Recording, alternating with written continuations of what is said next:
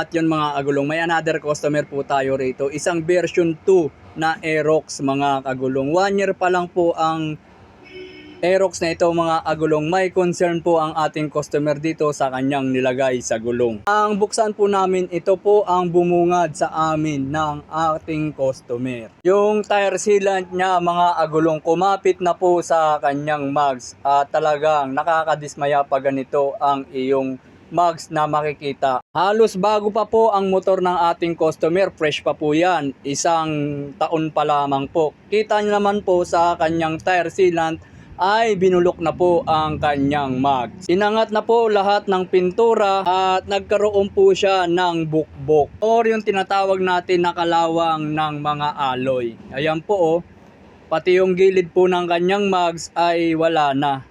Nabakbak na po sa pamamagitan ng paglagay ng tire sealant. Yang pintura na yan sa mga kantuhan, mga agulong, wala pang ilang buwan or 1 taon, magkakaroon na po ng bakbak yan. Nagkumpisa na po doon sa pinakakanto. Ang concern kasi dito ng ating customer ay tanggalin po ang sealant.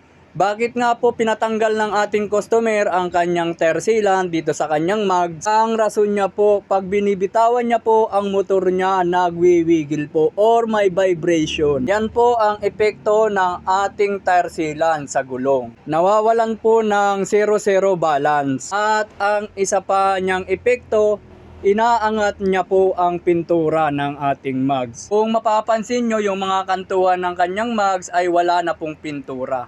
Nilinis ko na nga po yan at in-steel brush na po natin yan yung kanyang mags. Wala naman pong problema sa tire sealant.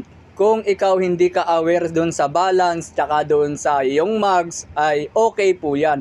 Malaking tulong po sa atin ang tire sealant. Pag naglo-long drive ka ay kampante ka po kasi gawa ng pag napako ka po ay kahit hindi mo hugutin or hugutin mo ang nakapako ay masisil niya po.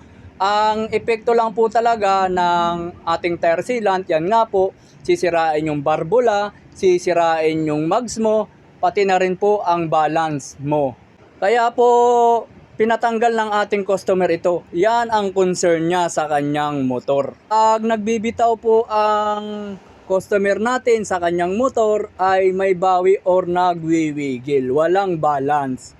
Pagdating naman dito sa harapan ng kanyang gulong or yung mags ay okay pa naman po ang pintura. Ang naging problema lang dito yung tire sealant kumapit na po doon sa kanyang gulong. Opo mga agulong, kumakapit po ang tire sealant natin sa gulong. At bumubuo po yan, gumagawa ng makapal na area kung saan po siya nag-iipon at kumakapal po ang tire sealant.